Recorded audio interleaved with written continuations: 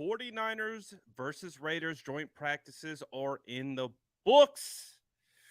Ooh, we got to dig into these ones. Maybe not the exact outcome that we were hoping from, but we are going to go through the reports. We're going to talk about it, and we're going to decide, is it time to overreact, or do we try to quantify what we just heard out of joint practices? Hey, we're going to get into it all right now, but you already know what to do. Drop an SDS in the chat, smash that like button. Let's talk about it.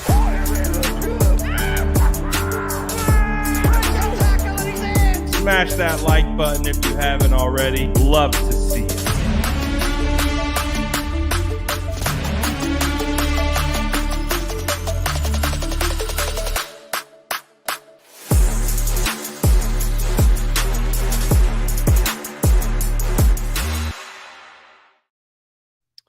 What's going down, gang? Joint practices are in the books. San Francisco 49ers versus Raiders, 2 days in the desert, has come to an end.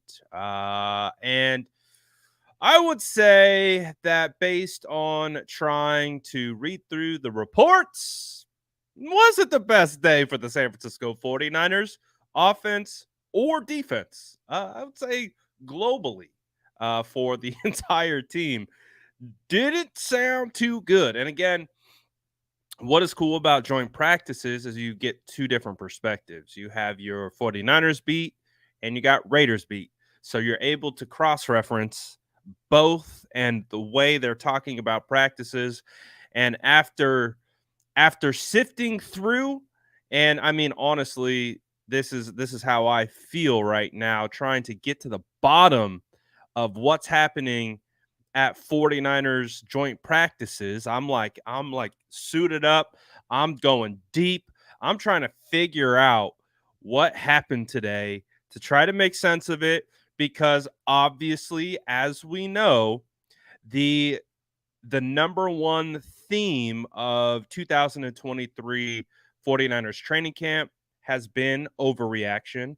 So we are going to try to quantify, are these joint practices worth having a very, very strong reaction to, or do we quantify it as practice, which is what it is?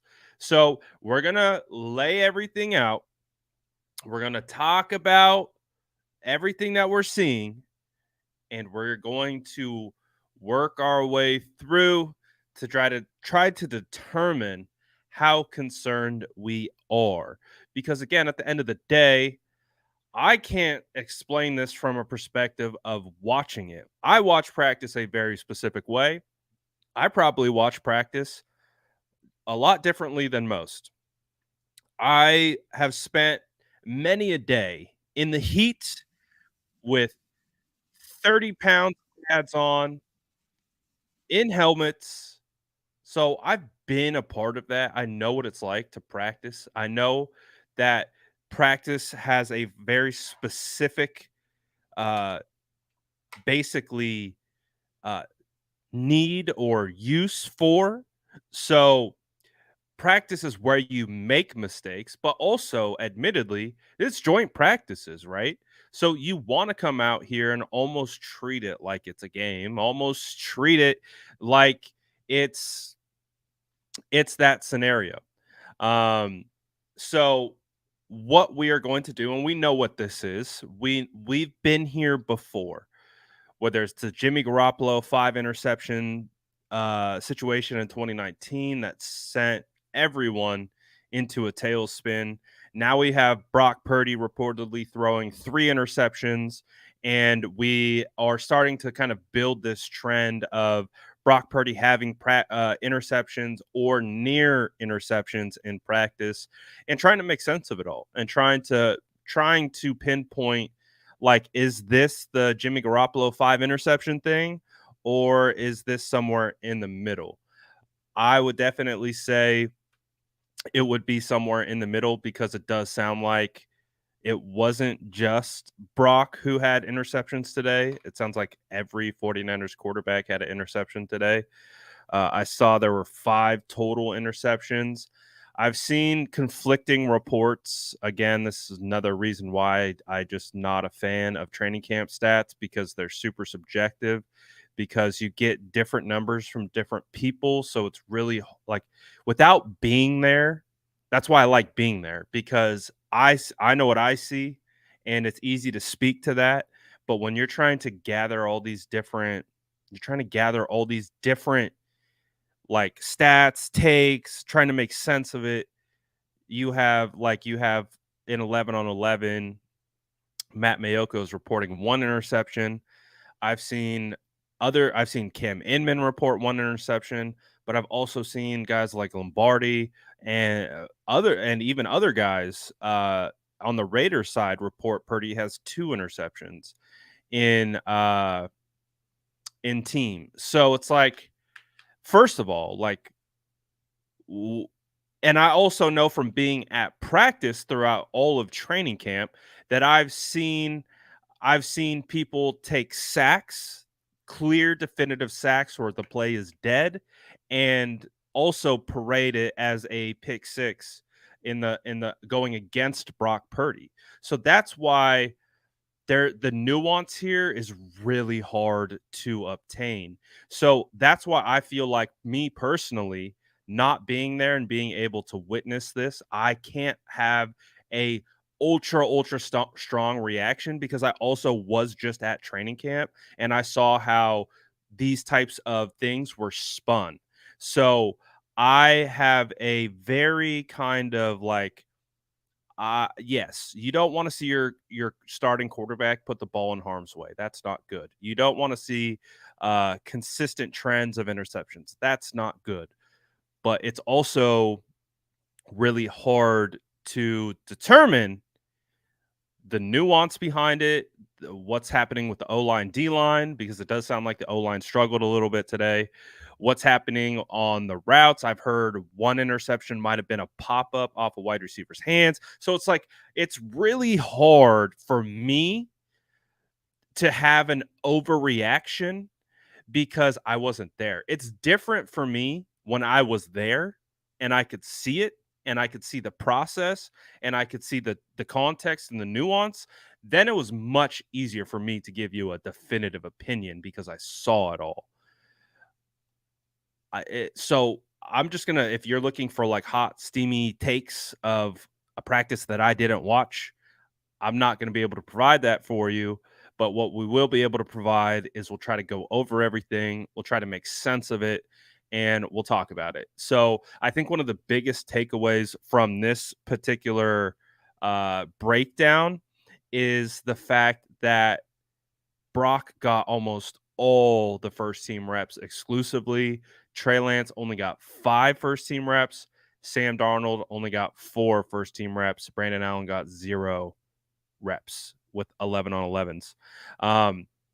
So this is how I kind of view this. This to me was kind of like Brock Purdy's preseason game is kind of how I'm looking at it because he got all the reps. And so as we know, Brock Purdy will not be playing against the Raiders on Sunday. That's where Trey Lance and Sam Darnold will get their reps. So I think from that standard, that makes sense. You know what I mean? Like I can understand the way the reps are probably being divided because I do think that's how they're looking at it. They are looking at it from the sense of, well, Trey and Sam are going to get a whole lot of preseason reps. So get Brock his reps in this environment. So that's how I'm also quantifying it. But again, kind of working through some of the reports. Josh Harper, he's on the Raiders side of things. He said Trey Lance touchdown, nice double move by Jennings, followed by another touchdown strike. So what we were hearing was it sounded like in 7-on-7s, Trey Lance came out pretty hot. Sounds like Trey Lance was cooking a little bit, and I think we've heard that that Trey Lance had a good practice yesterday, and it does sound like Lance came out hot in 7-on-7s and threw 2 touchdowns. And then again, followed up with an interception. I also heard Sam Darnold had an interception on 7-on-7, and I also heard uh, Brock Purdy had an interception on 7-on-7.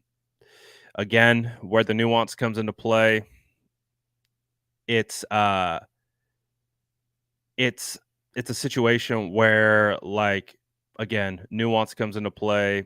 I've heard it explained that the Purdy interception in 7-on-7 was a bounce off Debo's hands. I can't tell you definitively. That's just what I read. So, sounds like all the guys were throwing interceptions in 7-on-7, which is typically a quarterback friendly period because you don't have a rush in front of you. But that's a situation. Again, this is another report talking about how all three quarterbacks threw interceptions in 7-on-7. And you can see Purdy starts off cold with the interception, but bounced back with a couple touchdowns. Lance started off hot with back-to-back touchdowns, but then threw an interception. So that's what we're getting in regards to 7-on-7 period, which again it's not an end-all be-all period. It's the periods that mean the most to me, that I weight the most and put most stock into are move the ball periods. I don't have any problems with anyone making mistakes in these types of periods because I think that's really what it's for. You want to be as clean as possible in team periods. There was some good stuff, so I didn't want to just have it be all negative. So David Lombardi was reporting 49ers running backs and tight ends were pretty much unguardable, it sounds like. Christian McCaffrey, of course, doing what he does. Kyle Juszczyk beating Divine Diablo. So you had some of those guys doing well, which is good to hear. Tate Martin apparently had the catch of the day. Quote unquote mossed a Raiders DB in the back of the end zone on a Trey Lance fade. So those are the things that you like to see. But again, sounds like for the most part, kind of a mixed bag for that whole situation. Sounds like Jimmy Garoppolo had a good practice. Sound like Jimmy Garoppolo led some scoring drives. And obviously it started off with a bit of a scare because Davante Adams got hit over the middle. And, with Jimmy Garoppolo, like we've watched a lot of tape on this channel of Jimmy Garoppolo, and that's just unfortunately something that Jimmy does is where he will throw in, but he'll throw into the zone, but based on the slant going from basically the DB to the middle, like linebacker patrolling the middle zone, he will feed that ball in a window about this big. But what it leads to is the wide receiver getting destroyed. So it sounds like that's what happened to Davante Adams today. And Davante Adams definitely got shaken up by that. And that's a part of Jimmy's game. It was one of the most frustrating things when he was a 49er. Just watching it week in, week out. But, we've now seeing it on the other side. He is very like dialed in tendencies, like where Jimmy's going to try to put the ball and do all that stuff. So, but I don't think it's too serious of an injury with Davante Adams, and you never want to see these guys get injured. You never want to see these guys get injured. So hopefully it's not serious. I don't think it is serious from some of the things that I've started to see come out of that. So, but I would say based on everything that I've read from both sides, if you have to chalk it up to a W, not only for today, but for both days, it sounds like the Raiders. Sounds like the Raiders took it to us, man. And that's not fun.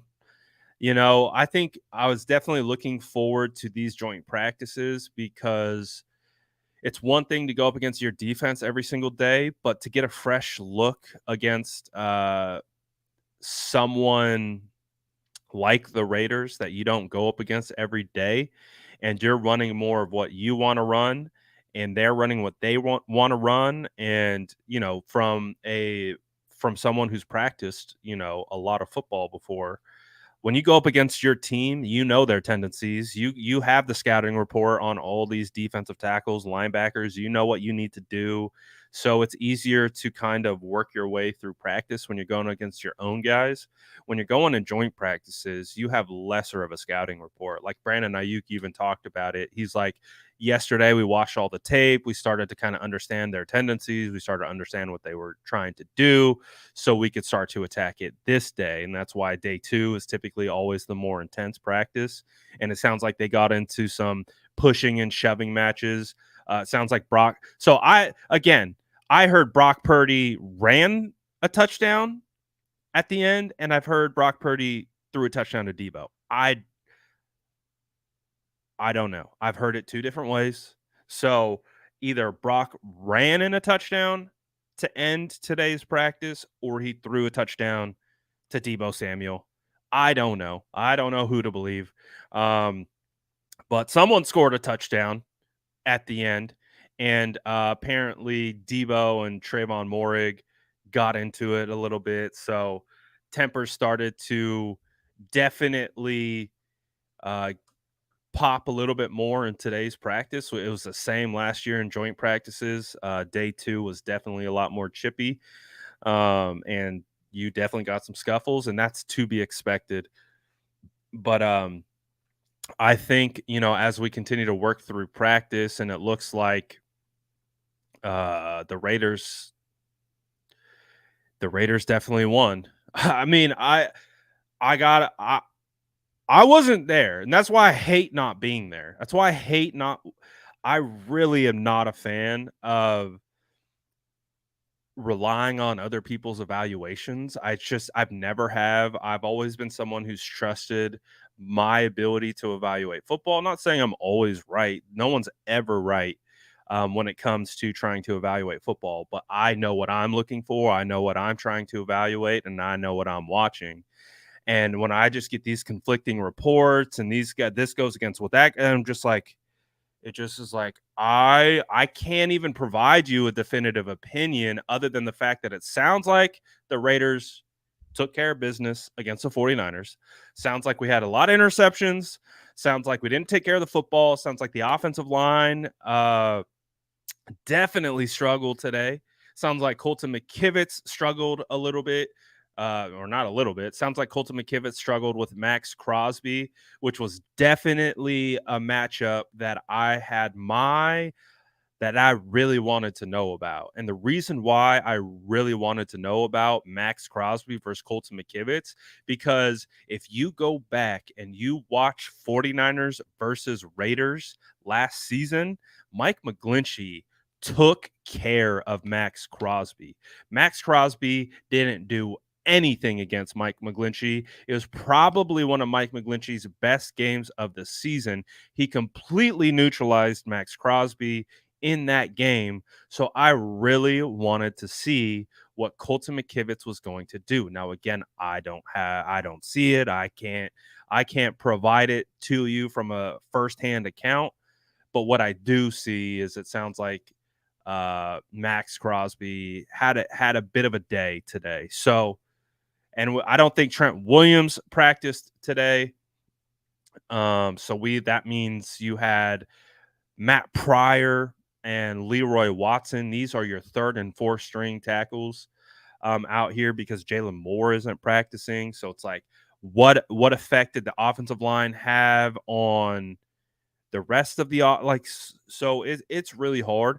And I know people have been using all these camp practices to kind of pit everyone against each other, but I think at the end of the day, it's not what you wanted to see. It's not what you wanted to see. You wanted to get reports that the 49ers came out, took care of the Raiders, and do all that type of stuff, but it just didn't sound like it didn't happen. So I'll ask the chat, what's the vibe? I see it going back and forth. What's the vibe after training camp and where we're at right now with everything? What's the vibe on Brock Purdy? Are you worried? Are you concerned? Are you starting to be like, what are the vibes? I want to understand how you guys are feeling because you guys are in the same boat as me. We weren't there, so we are kind of prisoner to what we're hearing and what's getting reported. And I want to know. The streets are saying we are cooked.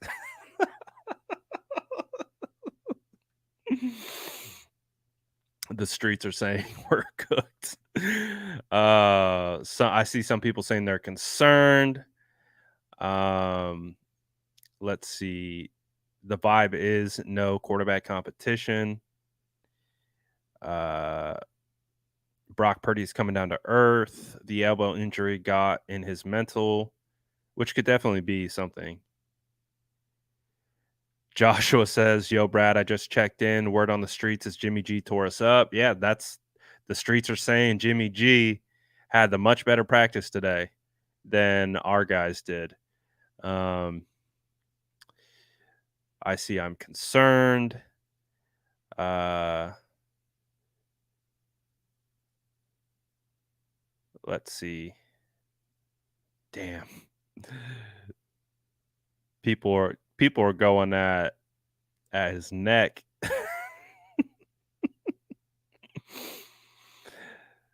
I see some people saying it's too early. I see some people saying yikes. Uh, I only trust the sources of the Raiders staff writers. Let's see. See, someone says not worried yet. See, someone else says we're cooked. So I feel like this is pretty accurate. I'm not surprised by some of the reaction because I know it's just been such an ongoing conversation that it's Trey versus Brock, Brock versus Trey, and all that stuff. And it's interesting. It's an interesting scenario. I will say this from what I saw from training camp, I wasn't worried.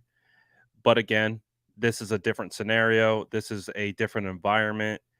There's probably a little bit more intensity. So if you are a little concerned or you're concerned, I don't think that's invalid. I'm not going to sit here and say, oh, you can't be concerned that Brock has thrown some interceptions in practice, thrown some near picks, because that's, I think, one of the number one goals of being a quarterback. The number one thing that you got to do is you got to take care of the football. And I understand that in practice, you're going to try to push a little bit more. You're going to take a little bit more risks, and I have no problems with that. But also, too, I can understand why some people are concerned by that because that's not what you want to hear. You don't want to hear that. You want to hear that your starting quarterback, which Brock Purdy uh, is taking care of the football and not putting it in harm's way. And so I can totally understand that. That to me is not a invalid concern. Um, this doesn't have anything on the Houston It really doesn't, honestly. It really doesn't. Do you guys I don't know, do you guys remember were any of you guys in this particular chat after Trey Lance's preseason game against the Texans last year? Boy. Oh boy. People were coming at Trey's neck. I'd never seen anything like it. But I do agree that I feel like people are doing a good job of expressing how they feel. I don't think people are going over the top. You got a couple bad apples here or there, but I feel like everyone in the chat right now is, hey, I get it. You don't I get where you're coming from. So, and from a similar standpoint, that's you don't want your quarterback to put the ball in harm's way. So I can rationalize why people are upset about that. I definitely understand it. Um, so we'll see. We will see what happens. I think I'm looking forward to seeing what Brock Purdy does in some preseason games. I'm definitely looking forward to seeing what Brock Purdy does in some regular season games. Like I think that is obviously going to be the biggest test. Um, so so that's what I am definitely looking forward to. I don't think the book has been written on Brock just yet. Obviously, the outcome isn't what we were looking for, but hey, welcome to football, ladies and gentlemen. Um, so moving forward, what is your take about all this? Because it feels like we are in a weird spot as a fan base in regards to this kind of situation with the quarterback, right? Because Trey Lance has definitely improved from last year, and he's gotten better, and his mechanics are improved. He's making better decisions, and he's had, from what it sounds like, pretty decent joint practices the past 2 days in a row.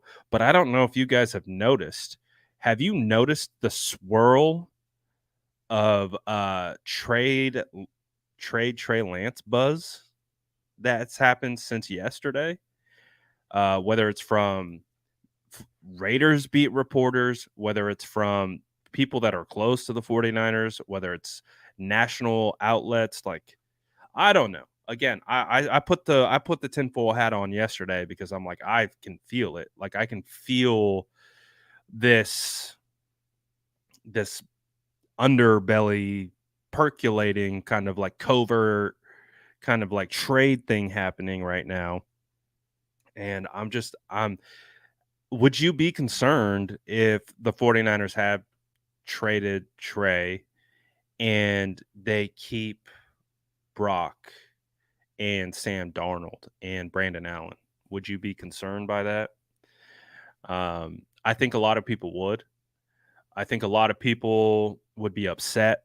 I think a lot of people would just really, really not be down for that, because obviously we've seen Trey Lance progress, and Trey Lance has, uh, we know he has so much potential, and he's starting to like realize that potential more. So it's a hard situation because it does feel like Brock's your guy from the 49er standpoint. And does that open up the door for Trey Lance to get any reps? Does that open up the door for Trey Lance to be ready to go? And if Trey Lance doesn't play this year, then Trey Lance is heading into the final year of his deal, because I don't anticipate that if Brock were to play all year and Trey Lance doesn't get any reps, they're not going to pick up his fifth-year option, which means next year would be his last year before they would have to give him an extension. So we're in a really interesting time when it comes to these 49ers quarterbacks. Like we really are. Like I think Trey has definitely improved. I think Trey has definitely shown that he can and likely will be able to be a quality quarterback in this league if given the opportunity. But we're running out of time. That's what it feels like. So I don't know. I'm still in the boat where I think you got to keep all the quarterbacks. Like, I don't think the 49ers are going to get any type of value for Trey, because if you're another team, you're going to point to this guy has had multiple injuries. Um, his mechanics thing has been a well documented situation. Um, I don't know who's giving out first round picks right now for Trey Lance. And if you're not getting first round picks or something that just really makes it worth it, how do you how do you how do you move them? I wouldn't feel comfortable. I really wouldn't. Um, because who knows, right? Who knows um, what's going to happen throughout the year? And I think, I think I would feel much more comfortable with Trey Lance right now over Sam Darnold. I know we saw both of those guys in training camp, and both of them, I would say, had a pretty even training camp. They were pretty even. Um, Darnold was a little bit more conservative with the football um, throughout training camp, but I still feel like there's still levels to Trey Lance's game that can be unlocked. So with Trey, it's like he's going to get better. He's going to improve. So it's just a weird situation. Someone said, "Why is this a conversation?" Because there's a lot of stuff picking up about it. Like yesterday, we had 3 or 4 different people or outlets hint at a potential Trey Lance trade. So it's interesting. So we're just talking about it a little bit further. Brian says Trey ruined Kyle's plan. They brought in Darnold in to be quarterback 2. They did not expect Trey to improve like he did, and now they have to keep him. I don't know what Kyle's plan is. I really don't. I really don't. Because obviously there's so many conversations rooted in Trey Lance's development or lack thereof. I still to this day believe that even though keeping Jimmy Garoppolo in 2021 proved to be I guess a good idea because the 49ers ended up winning a lot of games, almost going to the Super Bowl or almost they almost went to the Super Bowl. I feel like that year really hurt Trey Lance's development. I feel like when you have a locker room who was so in indebted to Jimmy, and that these guys went to war with Jimmy. These guys had Jimmy's back, like, right? Like, we know this. Like, we know this locker room has Jimmy's back. And when you bring in a new guy to basically take this guy's job, I really do feel like it created, I don't know, it created an environment of doubt. And I think that had an impact on Trey's confidence because Trey was cooking in his rookie training camp. He was so good. He was doing it as a runner. He was doing it as a passer. He had some phenomenal throws where you're just like, you see all the talent that he has. And we saw there's just I think so many things that came along with it. And yeah. And now we're here. We're 3 years later down the road. Um and we still don't know who the quarterback is. We still don't have an answer. We're still debating it to this day. And it's like, my goodness, how long is this going to last? How long is this going to last? We're going to have like another season of just kind of debating quarterbacks back and forth. Uh, it's crazy, man. It's a crazy time to be a 49er fan. It's crazy time to cover this team. The quarterback situation, it's been this has been ongoing for years since they moved up to 3.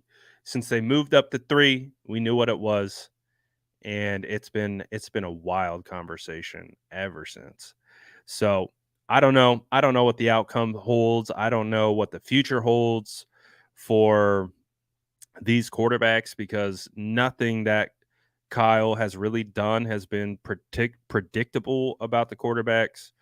But we'll see, man. Like, I honestly don't even know, like, if I really kind of believe that this year for Brock Purdy, it's kind of like it's like a tryout to me.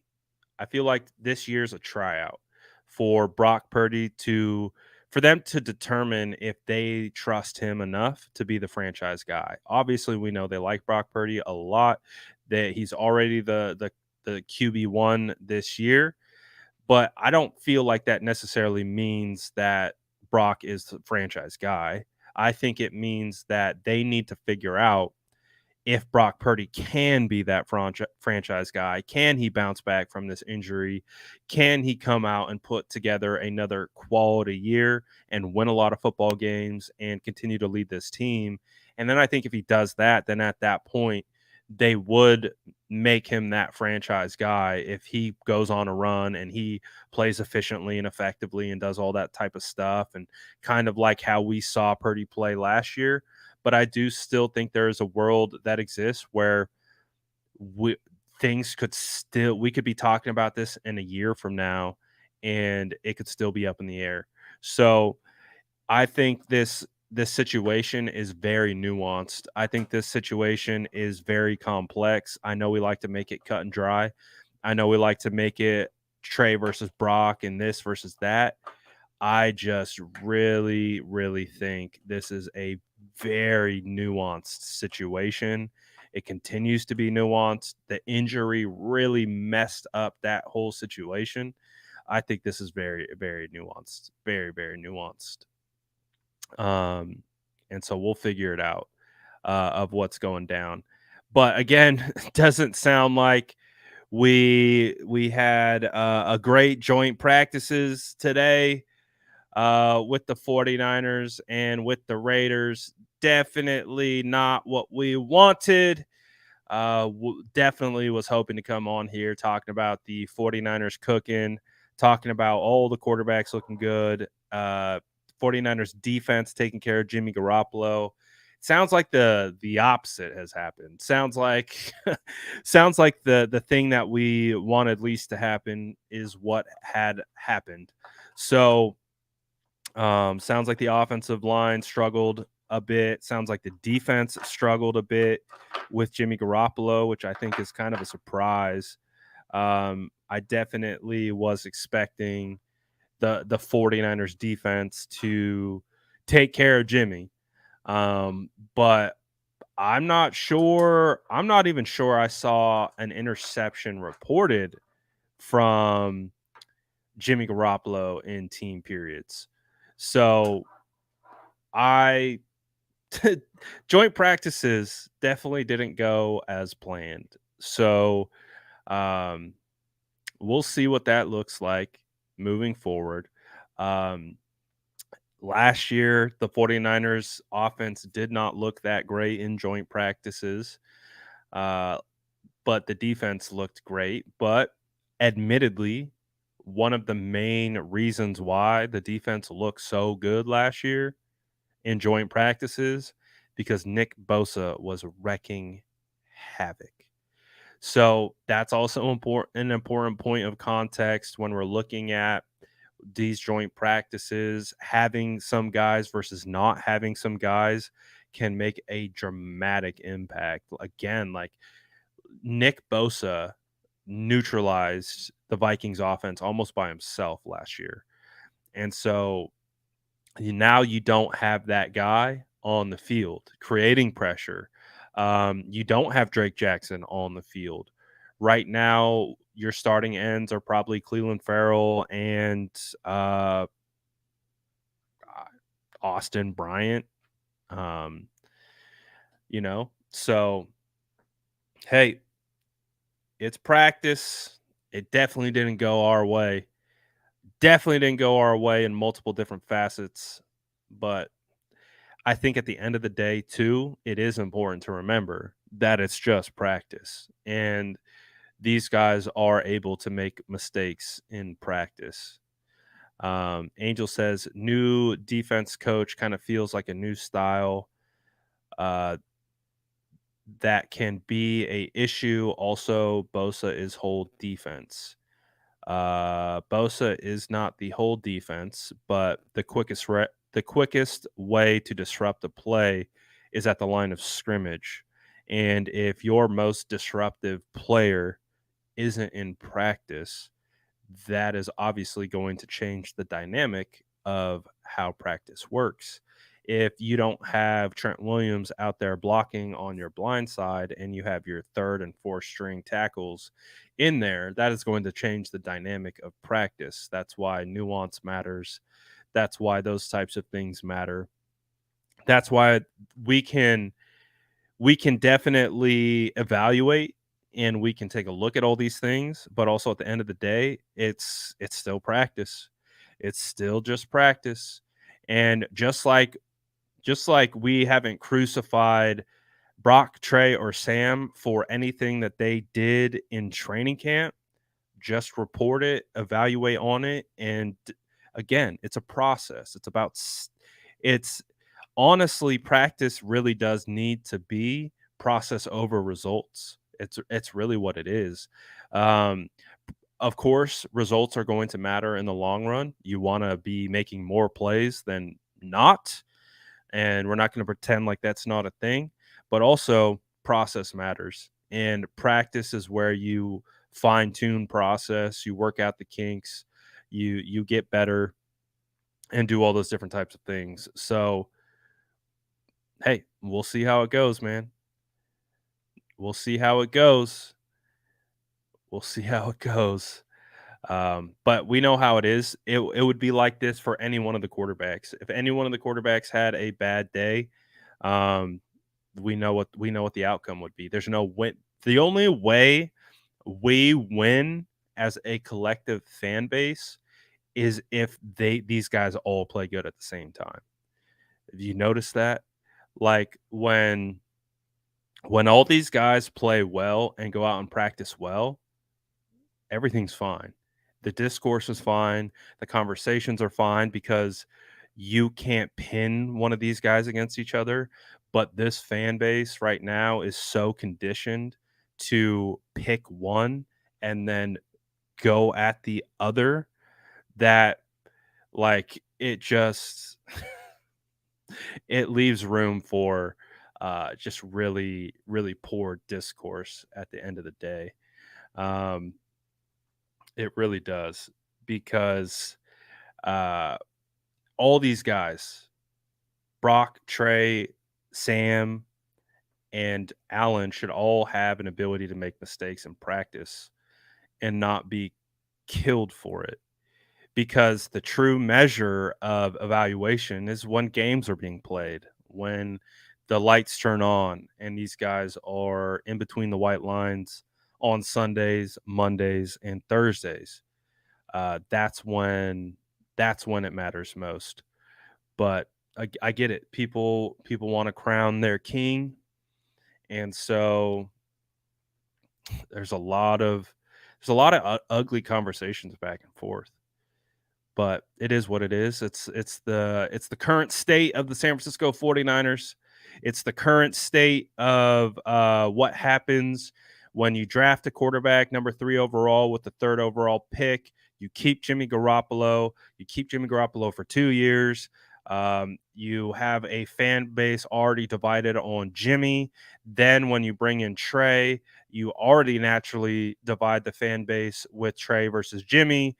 Then Jimmy's gone. Then Jimmy comes back. Fan base is still divided. Then your quarterback gets hurt. Then Jimmy comes plays well. Fan base still divided. Then Brock Purdy comes and plays well. Fan base rallies around Brock because Brock plays so well. Then Brock gets hurt.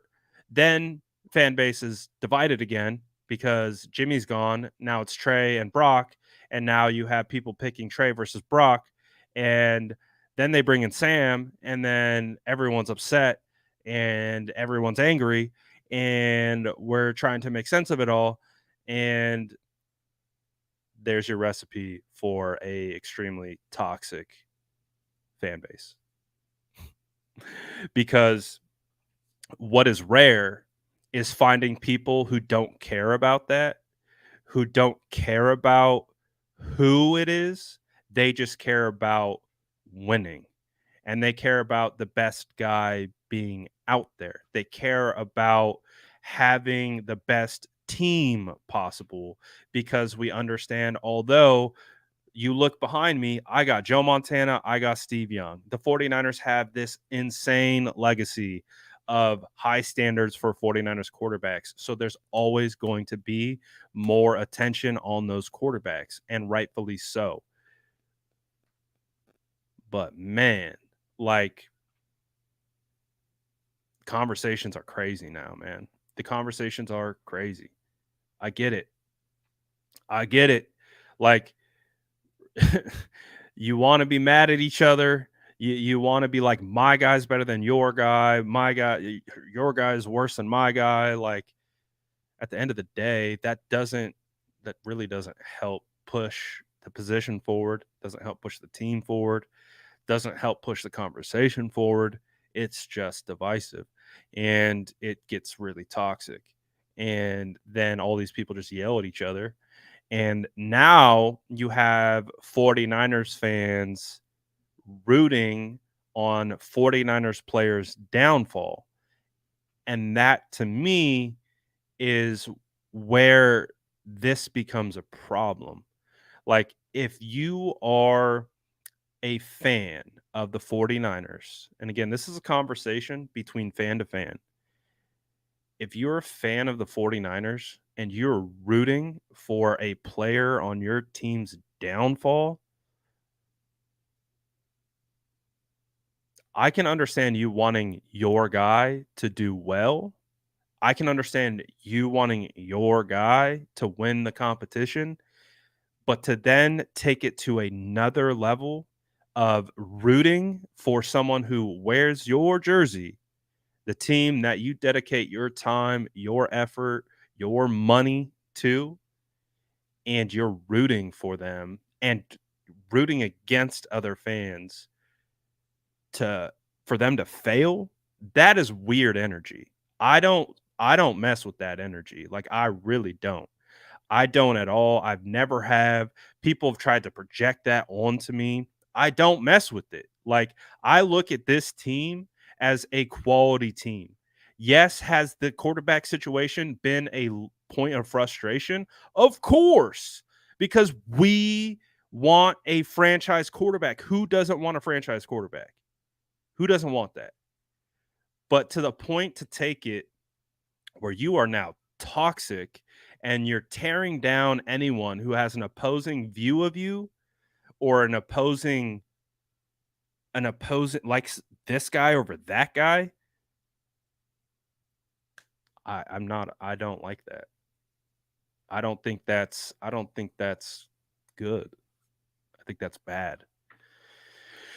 I think it's bad to actively root for someone's downfall that could very well help contribute to your team winning football games. What if Trey Lance comes in and leads the 49ers to a Super Bowl? What if he doesn't get traded? What if he sticks around? What if Trey Lance goes far? What happens if Brock Purdy goes far? What happens if Brock Purdy leads this team to a Super Bowl? Are all these people killing Brock Purdy for some practice interceptions going to what? Change their tune? Just all of a sudden be like, "Oh yeah, go Brock, that's my quarterback. Ice in his veins, that's my guy." Like, what are you going to do at that point? What happens if Brock wins the Super Bowl and you staked your entire being on being a Trey guy, or vice versa? It's just like, what's the goal here? What's the goal here? The goal here is we should be wanting this team to get better, wanting this team to improve, and iron sharpening iron. And if that means having a quarterback battle, then so be it. If it means whatever, so be it. It's just like, man, like, we can talk about things. We can talk about these guys having not good practices without it being like, oh, this guy's the worst guy ever.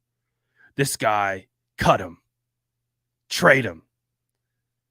It's like, bro, these guys are all working their tails off. They're all working back from something. They're all trying, man. Like, just chill a little bit. Just chill. Relax. Calm down. We're talking about practice. We're not even talking about preseason. Like, we're talking about practice. Like, just we all won a Super Bowl. We've all been so close. It's been ripped out of our hands. We're frustrated. We're tired. We're beaten down. We want a quarterback. I get it. We're all in the same boat. Remember that. Remember that before you attack a fellow faithful, that we are all in the same boat, regardless of who you call your quarterback. So, was today a good practice? Nah, doesn't sound like today was a good practice. Does that mean the 49ers are a sinking ship? No, that's not what that means. So, two things can be true. 49ers had bad practices back to back, and the 49ers still a really good team. Both things can be true. It happens. I've seen it many times. I've seen players on my teams, the best players, have terrible practices and go out and go crazy in games. It happens. It happens. So I get it. We're emotional. We're reactive. We want perfection. Kyle said these joint practice. Oh, of course they matter. They absolutely matter. Joint practices are huge. Joint practices matter a lot. There's a lot of value that you can put into those joint practices, but it's still practice. And what we need to see is what happens week 1, week 2, week 3, week 4, and then we'll be able to give a quality evaluation on what's going down with the quarterback. Then we'll be able to give some definitives so far. Because again, like I said, as someone who was at practice, basically all throughout training camp, all these quarterbacks improved. All these quarterbacks got better. So we now have to wait to see how that transfers to the game. Got to see how it transfers to live reps, live action. This was a step 1, right? This was step 1. Didn't go how we wanted it to go. Wasn't the best. Wasn't what we wanted. But also at the same time, it doesn't mean it's the end of the world. Both things can be true. People are treating it like it's the end of the world. Joint practices matter more than preseason games. They don't matter more than regular season games. That's the point. 100% joint practices mean more than preseason games because you're not getting ones versus ones. That's why it's most impactful. But it doesn't mean more than regular season games. Regular season games mean the most, just like playoff games mean more than regular season games. And just like the NFC Championship game means more than a wild card game. And just like the Super Bowl means more than a divisional or a NFC Championship game. Everything is weighted, everything is stacked, and you have to be able to understand how to quantify it, how to be able to put it in its box and evaluate it for what it is. It's still practice. It means more than a preseason game. It means absolutely not even close to a regular season game. So quantify it for what it is. It's practice. We're going to evaluate it like practice. Do these practices mean more than training camp practices? Yes, they do. But do they mean more than a preseason game? Yes, they do. Do they mean more than regular season game? Absolutely not.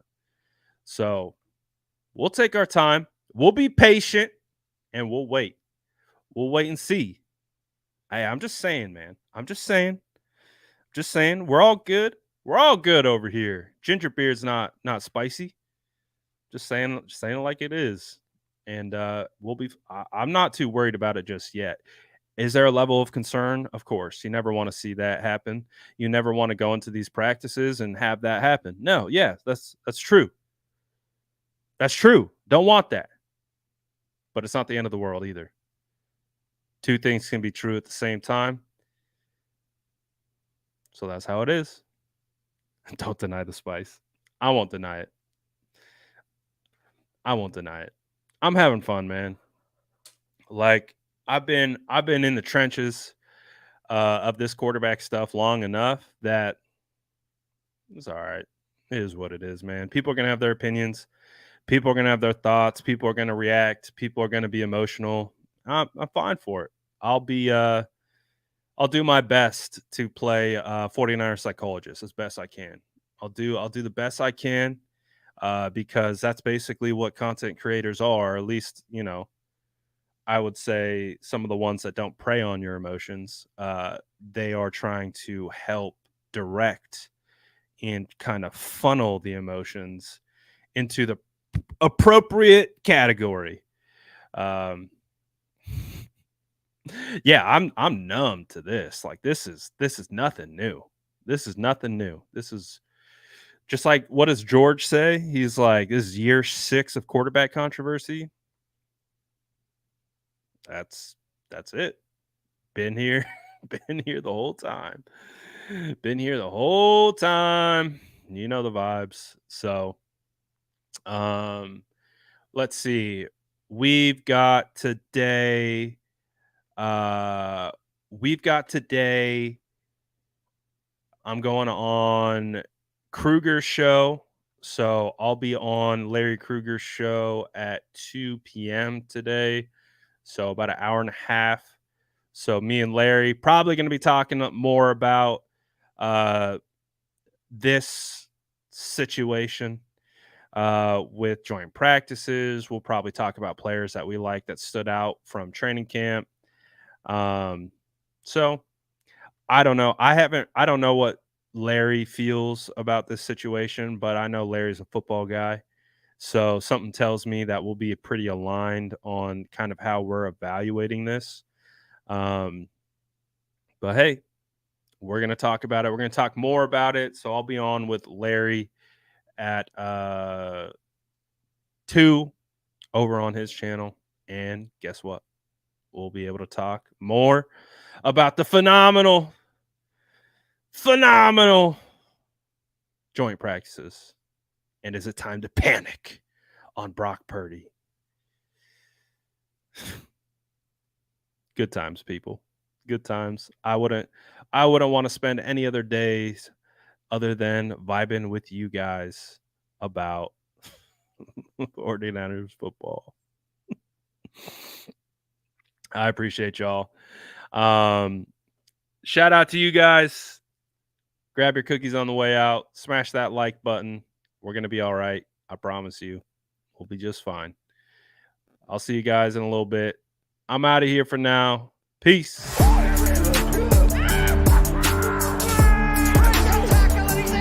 Smash that like button if you haven't already. Love to